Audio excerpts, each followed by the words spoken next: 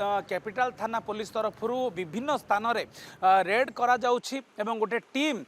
Mona Lisa को धरिया Mona Lisa Behera जे सहकारी जंत्री अच्छी धरिया जो रिलेटिव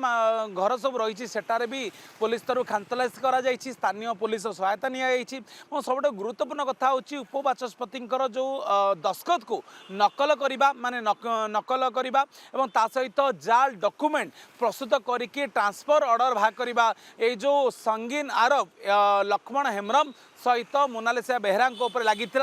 दुही ना लिखित अभियोग कैपिटल थाना हेबा परे पुलिस छानबीन आरंभ करथिला गतकाली लक्ष्मण हेम्ब्रम को गिरफ्त करा किंतु तांको पाखरु विशेष तो कौनसी सठिक